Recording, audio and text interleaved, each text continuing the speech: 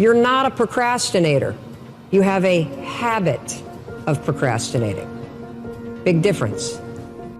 Yeah, and I said it the other day, and you have to realize, you have to know, you have to accept that all your excuses are lies. They are lies, all of them. None of us can afford to have a life that is controlled by someone else, or a life that is basically controlled by our emotions. You see, all habits have three parts. There's a trigger, and in the case of procrastination, the trigger's always stress. Then there's a pattern you repeat, and in the case of procrastination, it is to avoid doing something. And then there's a reward. You get a little stress relief. I learned many years ago that there are two kinds of people. There's the type of person who says, I'm going to wait till I feel like it before I do it. And then there's a person who says, I've got to do it so that I feel like it. One will never get anything done because they're still waiting to feel the moment to move. And the other person says, no, I need to move, and then I will begin to feel the moment. Think about the things that you tell yourself, the lies you use to rationalize taking the easy road. Taking the easy road and leaving discipline behind. Think about them. You don't have time. That's a lie. You don't have support. That's a lie. You don't have the equipment or the gear. Lies. You don't know the best way. Who cares? That's a lie. Or you're too old, or you're too young. Of course you're too old or too young. Lie. And there's you're too busy. Sure you are. That's a lie. And you're too tired, or you're too sore, or you're just plain not feeling it. Lies, lies, lies. And the list goes on and on and on. And it doesn't stop if you don't make it stop. Sonia, self-discipline is essential in your life and in my life if we're going to get things done. So I have a challenge for every one of you this weekend. The challenge is simple. As you go through your weekend, and sometimes it's kind of hopefully an easier time of your week, ask yourself, am I practicing self-discipline in my life? Am I doing the things that I should do because I need to do them, or am I kind of waiting to feel the moment? Do like our friends Nike say, just do it.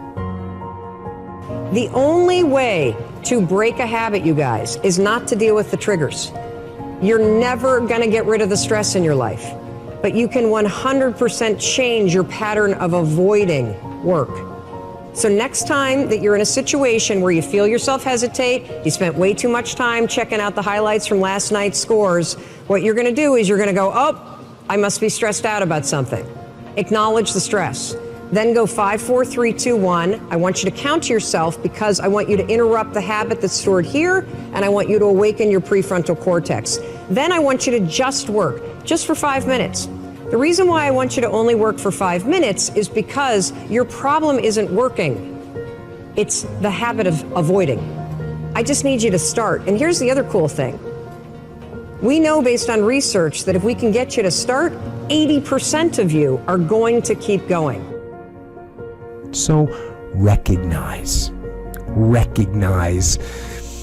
the excuses are not valid. They aren't. They're trumped up. They're conjured up. They're fabricated. They're lies. And how do you stop the lies? You stop the lies with the truth. The truth. The truth will set you free. The truth will stand, and the truth will deliver you from procrastination and laziness and the downward spiral that comes with a lack of discipline.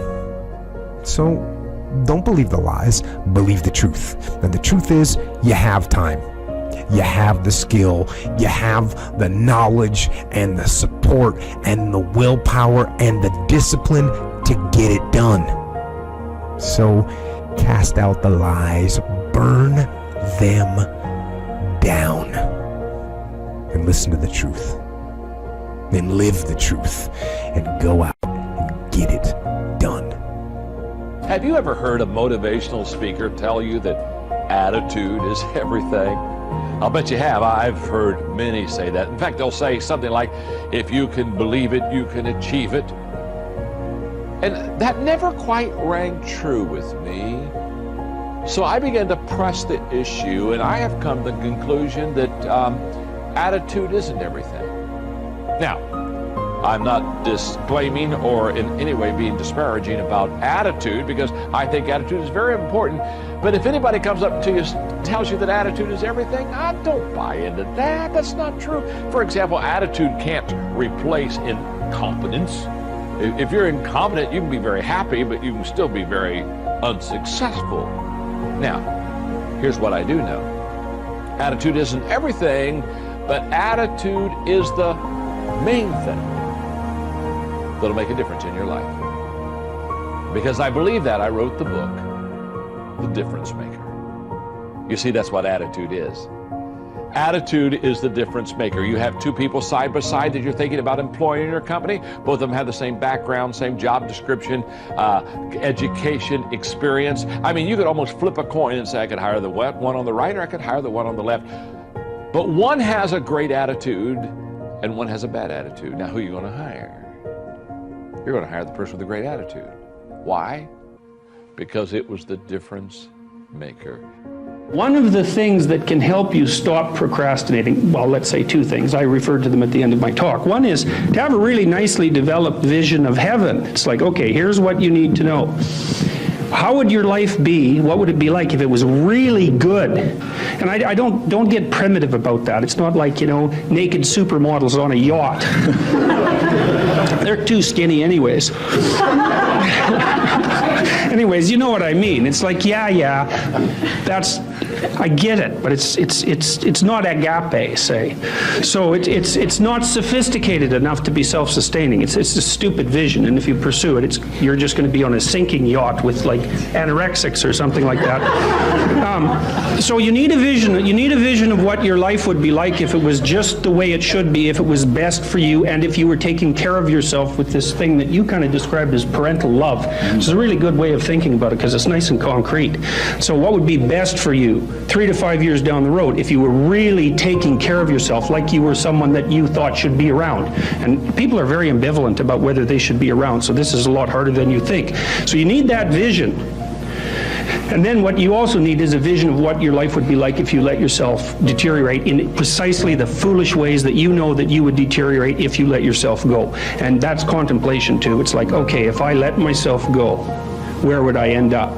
And first of all, this is kind of a shadow realization from the Jungian perspective. It's like, first of all, you could let yourself go.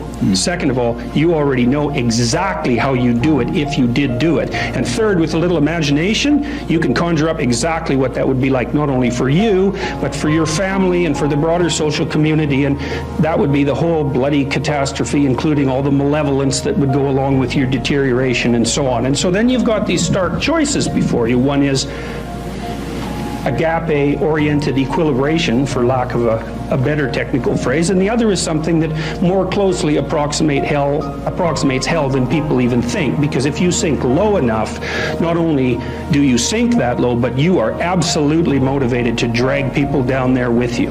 And it's a nasty, nasty state of affairs. And so if you're really terrified of that, like you should be, because you've drawn the causal connections, and you're really attracted by the other, then when you sit down and you don't do what you're doing, what you're supposed to be doing, you don't get to say, well, it doesn't matter.